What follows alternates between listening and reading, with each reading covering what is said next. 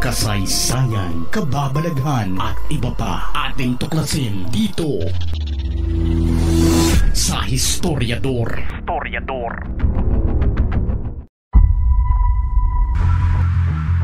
Kulang-kulang kalahating buwan na hinahanap ng libo-libong puwersa ng PNP sa pamumuno ni Police Brigadier General Nicolas Torre III ang nagtatagong pastor na si Apollo Sequibuloy na leader ng KOJC. Pero mapahanggang ngayon ay nga pa rin ang mga kapulisan kung nasa ang bahagi ng kingdom ang pastor nagtatago, kahit na may mga makabagong gadgets na silang ginagamit para matumbok ang pinagtatago ang lungga ng pastor. Inip na ang mga taga KOJC sa pananatili ng tropa ni Torres sa kanilang kaharian. Halos maubos na ang mura nila sa general.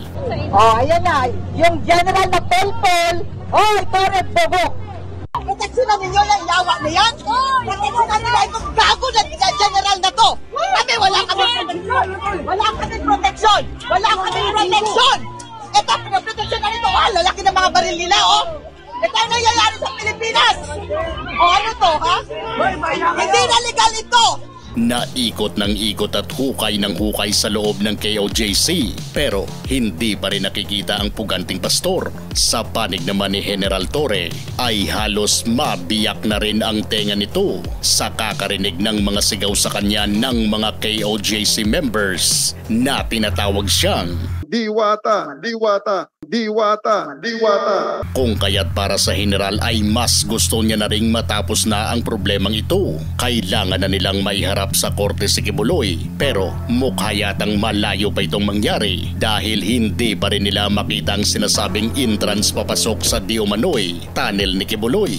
Mukhang hindi na natutuwa si Senador Bato de la Rosa sa patuloy na presensya ng tropa ni Torres sa loob ng KOJC dahil para sa kanya ay apektado na ang pamumuhay ng mga miyembrong nakatira doon sa loob, kung kaya't direktang tinanong na nito si General Torre kung ano na ba talaga ang plano nila at kung may balak ba itong huminto sa ginagawa nilang operasyon. Ano ba talaga? Are you willing to sacrifice the future of the children ng mga estudyante? Hindi sila makapag-aral dahil sa continued presence niyo dyan sa area? Sir, we are not preventing them. We are not preventing them to continue with their daily you're not preventing them, but kung ako ang estudyante, hindi ako papasok dyan na ganyan kadaming pulis. Hindi ako papasok dyan. Ako teacher, hindi ako komportable na kaklase dyan kung ganyan kadaming pulis sa loob. I think more than me, sir, there's one person that we can ask to end all of this, sir. And I think we know who he is. Because kaya nga, your quest for the arrest of Pastor Kibuloy would mean sacrificing everything.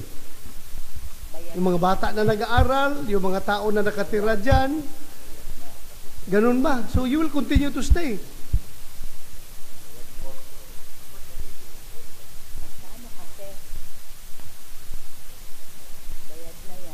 Hindi ba pwedeng bigyan nyo muna ng relief yung mga tao dyan to back to their normal lives? Tapos kung meron na naman kayong positive info, go ahead. Go ahead. You arrest Pastor Kibuloy kung nandyan siya sa loob. Kung nakakaramdam na ng panghihina ng loob si General Torre dahil sa kabagalan nitong mahuli si Kibuloy, ay mas lalo pa itong nadurog ng sinabi ito ng senador sa kanya. Alam mo, Nick, the way I see it right now, however you defend your position, you are at the losing end. Nakikita ko. And I think, I am suggesting to you, kung talagang after 13 days of occupation of that compound, still, hindi nyo na-aresto si Pastor Kibuloy, I think it's high time for you to make a tactical retreat. For the meantime, huwag mong gawin na rason na napasubo na kami dito, tuloy-tuluyan na namin ito, sir, dahil napasubo na kami. You're not saying that, but ako, pakiramdam ko, yan ang nangyari ngayon. Napasubo na kayo dyan kahit hindi niyo nakikita. Si Pastor Kibuloy, tuluyuan na lang ninyo.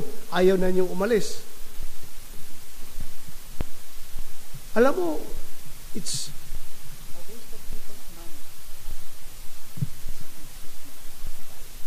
kung babalik sa normal yung buhay ng mga taga QJC, pag umalis kayo dyan, pati yung mga pulis natin, babalik rin sa normal yung buhay nila.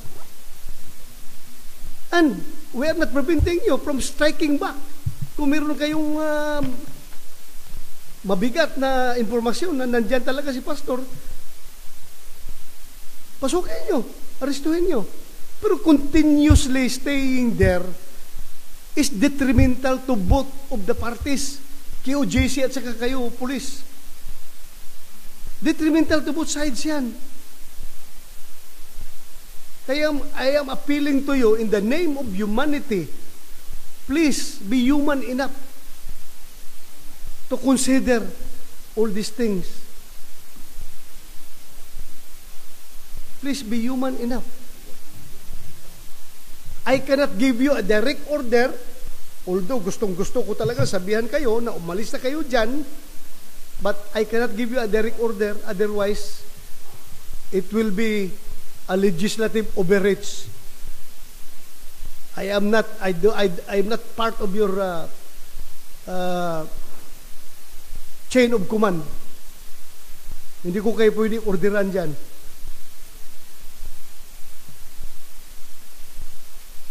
But as part of our oversight function over you, we have all the reason in this world to give you our advice, our recommendation, how to do things properly in the name of humanity.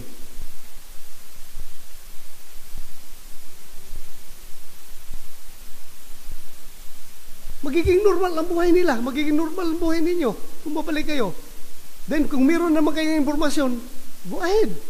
Nobody's stopping you. Pero yung ganyan, tuloy-tuloy na lang kayo, I am running out of reasons to explain to the people why are these policemen are still there after how many days continuously occupying because gusto nilang kalkalin lahat ng lugar. Ay,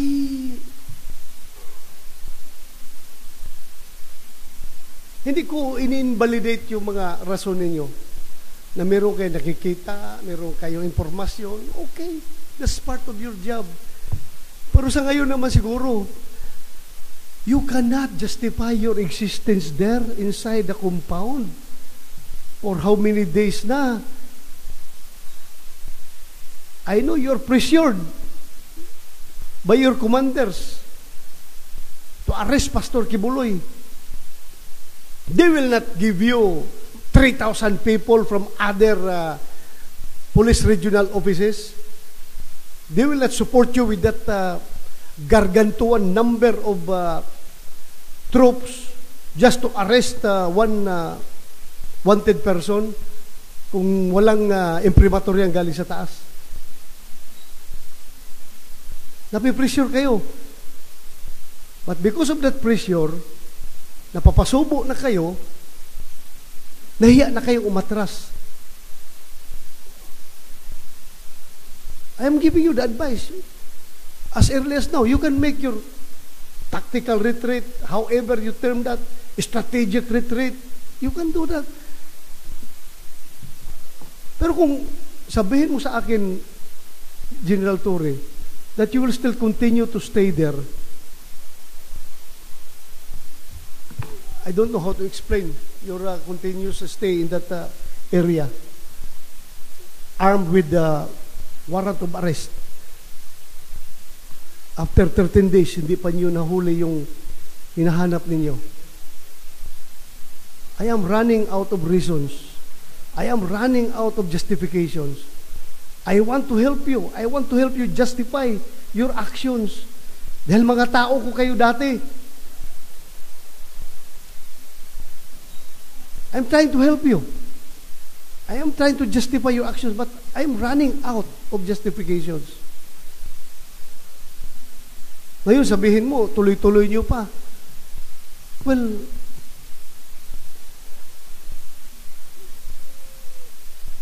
I don't know how to deal with this situation. Nang dahil sa komplikadong sitwasyon ng KOJC at PNP, ay nanawagan na mismong senador sa Pangulo na dapat nang aksyonan ang sitwasyong ito. Kung nakikinig sana si President Bongbong Marcos ngayon, I am appealing to you, Mr. President, please, listen to these people. Mr. President, sana ibalik mo ang buhay nito mga tao na ito to normal, not only to the KOJC members, but also to your policemen. Galing pa ito sa ibang region na ilang araw na dito, walang matinong higaan, walang matinong kain, walang matinong tulog, walang matinong ligo. I am appealing to you, Mr. President, please act on this. Huwag ninyo isara yung utak ninyo para mahuli lang si Pastor Kibuloy. You are willing to sacrifice everything. Sa panahon ngayon, dapat ay lagi kang handa. Kahit saan ka man mapunta, siguraduhin mong may flashlight kang dala. Eto na, ang pinaliit pero pinalakas na uri ng flashlight. Warson Owl LED headlight.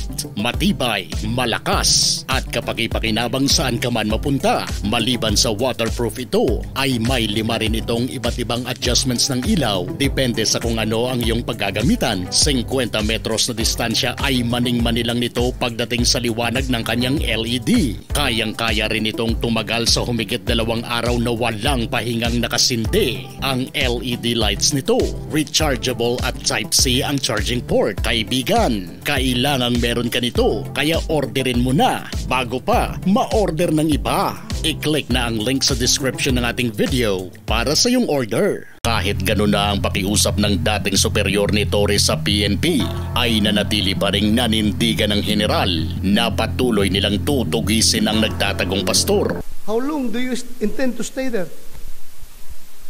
Sir, same with the commitment earlier.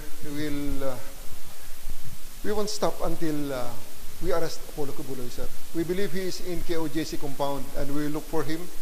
If only the KOJC members will cooperate with us, leave us alone in what we are doing, we're not hurting them. We're not hurting them.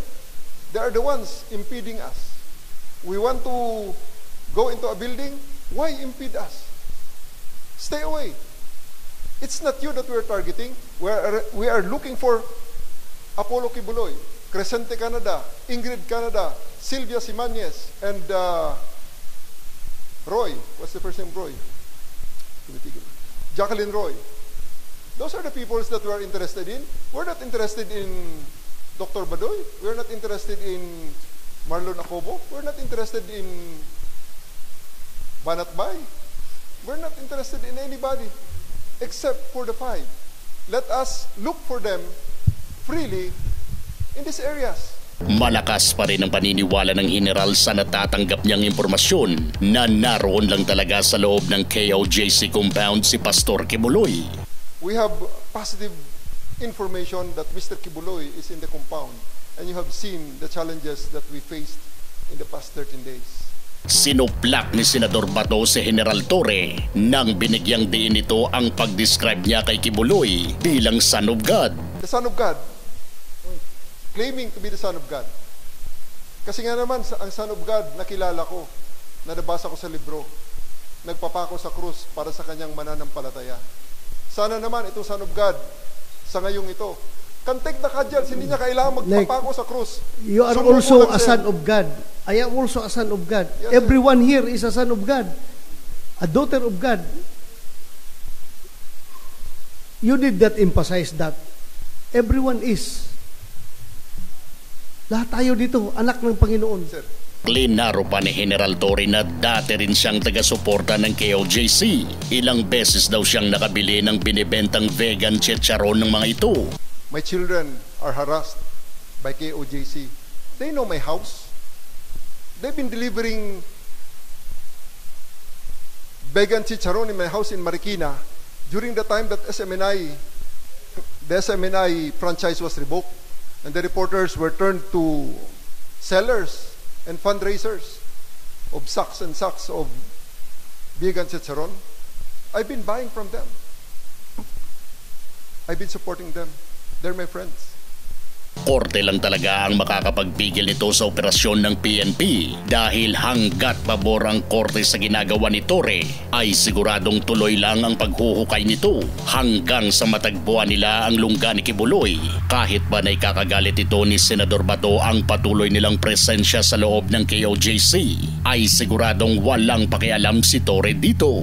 Ikaw, pabor ka bang ipagpatuloy lang ni General Torre ang paghuhukay sa loob ng KOJC hanggang sa matagpuan niya ang hinahanap niyang anak ng Diyos? Kung gusto nyo ng mga ganitong klaseng videos, panoorin, pindutin ang notification bell, mag-subscribe at i-share sa mga kaibigan. Maraming salamat po. Hanggang sa susunod dito sa Historiador.